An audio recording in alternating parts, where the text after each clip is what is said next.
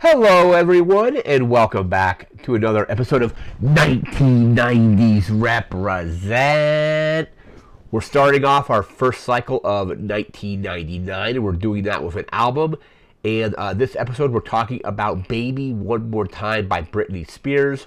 An absolute classic in the terms of just like pop music, like bubblegum pop, pure pop, whatever you want to call it. It's just an amazing pop album.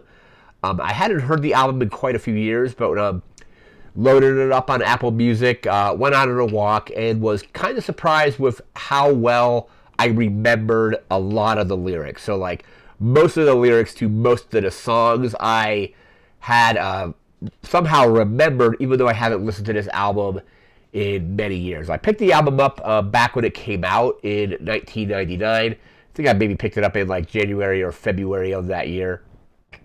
Absolutely loved it. I remember having this stereo in my room, and it had the option to have it turn off after a certain amount of time, have it go to sleep basically. And when I bought the album, I would actually just put this album on, go to sleep with this album playing. The album isn't very long; it's like 42 minutes or something like that, like 42 and change. And I remember just having this album playing while I would fall asleep. It was actually very relaxing.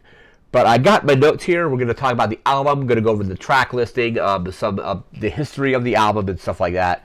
So let's get our notes here. Let me find where we're at. There we are. So Baby One More Time by Britney Spears. First released January 12th, 1999. Like I said, I picked it up very soon after it came out. The lead single "Baby One More Time" was actually released in like September of like 1998, so like 4 months roughly before the full album was released. I was considering doing this album for my 1998 series, but I was like decided against it just because it was only that one single, and I don't think I could just do a single for like a whole episode or that album because it wasn't out yet. So I pushed it off until we got to this series. So we're talking about it now. This is Britney's debut album from 1993 to 1994. She was on the all new Mickey Mouse Club for just a couple years, and she kind of wanted to parlay that experience into a music career. Apparently, she went to several different record labels initially and was turned down by quite a few of them. And then I think in 1997 she ended up signing with Jive Records. So they took her on. She worked with just a bunch of different producers, including Max Martin. Max Martin, I think more recently being like 10 years at this point, had produced or helped produce Taylor Swift's 1989, which is also a classic. So some very good producers on this album as well. Let's see here. The album initially had mixed reviews. It was kind of like some of the reviewers were saying it was a little bit like immature or premature. It's kind of like it is like going in it is bubblegum pop. It's very basic, but I think it's a really good example of that genre. I think the album has kind of gained a little more like respect, maybe if that's the right term, over the years. Because I definitely think it's if you think of like late 90s, early 2000s pop, this album is kind of right up there. So mixed reviews at first, but I definitely feel it got a little, people started to appreciate it a little bit more after that. Let me see. This was, and Britney, when this came out, was the fifth at the time, the fifth artist under the age of 18 to be on the top of the U.S. Billboard 200. So that's a pretty good achievement. Coming out with this album and basically being like the fifth person at the time, fifth person in history to get that is pretty good.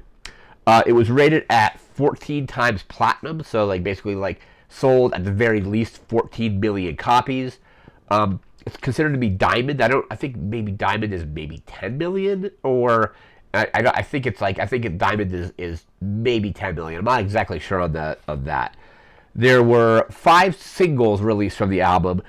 First one being "Baby One More Time," probably the most iconic song on the album. it's track 1 as well. So you put the CD in or load it up on streaming or whatever, and it's the first song that plays, and it's just very iconic. It's not my favorite song on the album, but it's definitely probably like one of her most well-known songs. I think maybe 3 albums after this. I think In the Zone was 2003, but I don't remember. Maybe it was 2002. 2002, 2003. I think Toxic though is probably my favorite song from her, like across all of her albums. But Baby One More Time is also just super iconic. So Baby One More Time was one of the singles. Next up there was Sometimes, which is also a classic. Born to Make You Happy, really good song. I remember like that when I was like falling asleep, like one time like falling asleep, kind of like slightly waking up as that song was playing, and really enjoying that song. So Born to Make You Happy was the third single. From the Bottom of My Broken Heart is the other one, and then You Drive Me, or in parentheses, You Drive Me Crazy being the other single. I think on the album, You Drive Me Crazy is probably my favorite track. It's a classic, and when it came on when I was listening to it a couple days ago, it was one of the songs where, like, I hadn't heard it in a long time, but I was kind of like singing along and hitting pretty much every word, which is pretty cool.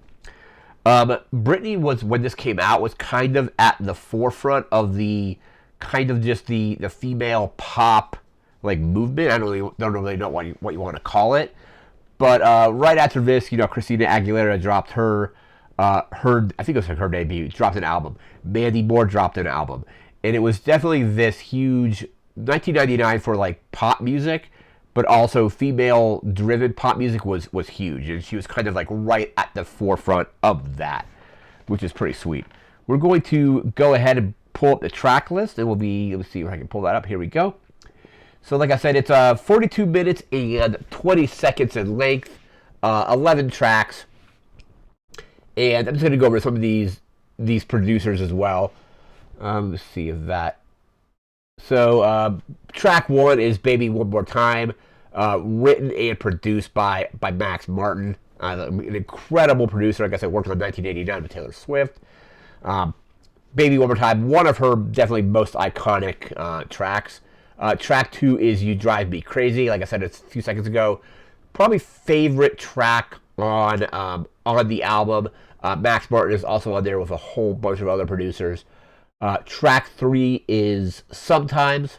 That's one of the singles, also a very good track. Track 4 is Soda Pop. Soda Pop's kind of cheesy, but it's also like got like a really good beat to it. Like I said, this whole album is basically just bubblegum pop from start to finish. It's amazing. Track 5 is Born to Make You Happy. If I was going to say second favorite track on the album is probably that. I think like top 3 are like You Drive Me Crazy, Baby One More Time, and Born to Make You Happy probably. So that's track 5. Track 6 is From the Bottom of My Broken Heart. That was another one of the singles, and that was also great. Track 7 is I Will Be There. Track 8 is I Will Still Love You. That's a duet with Don Phillip. That was really good as well. Track 9 is Thinking About You. Track 10 is Email My Heart. An email at this time was catching on. It was like internet was starting to become kind of definitely more like used by like everybody. So that was kind of an interesting thing because like a lot of people still at the time probably didn't have email, but I kind of digress a little bit there. And then track 11 is The Beat Goes On. On the CD version of the album, I don't know if this is true for the streaming versions of it, but there is a little, like, I don't know if it's a bonus track or if it's just attached to track 11, but Britney kind of like thanks you for listening to the album and purchasing the album. And then there is a small preview of, I think, like 3 like very short snippets of some Backstreet Boys music to kind of promote, because they were all on the same label at the time. But a little snippet of there. I remember like, I don't even remember, it was like Peeps, the website. I think it was like in the little CD booklet, there was a thing, it's like join my, it wasn't really a fan club, but it's like join me on peeps.com. I think that's what it was. And it was like just talking about like a bygone time. I don't even remember if, let me see if that's even,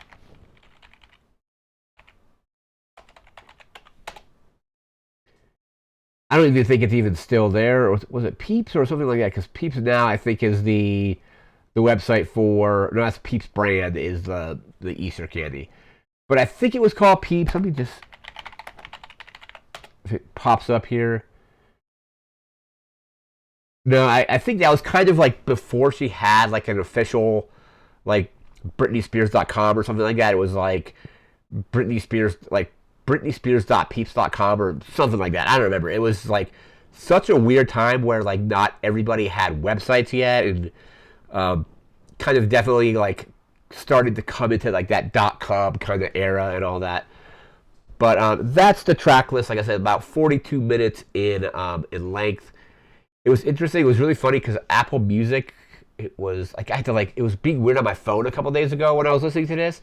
But luckily, I have the album. I have the album backed up to my iTunes library, so I was listening to the because I think I like ripped it to like ripped it to MP3 like years ago, so it still had that little bit of the thing where she thanks you for listening and the Backstreet Boys snippets.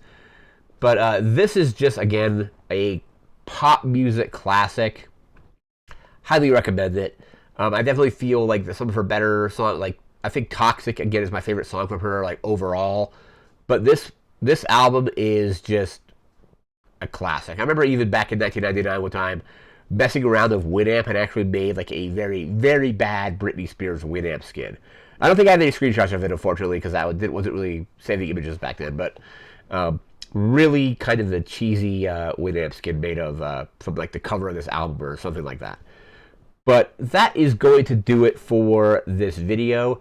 We'll be back again in a few days. We'll be doing a 1999 movie. Don't exactly know what that's going to be yet, but I'm looking forward to that very much for this part because the movies in 1999 were completely on point.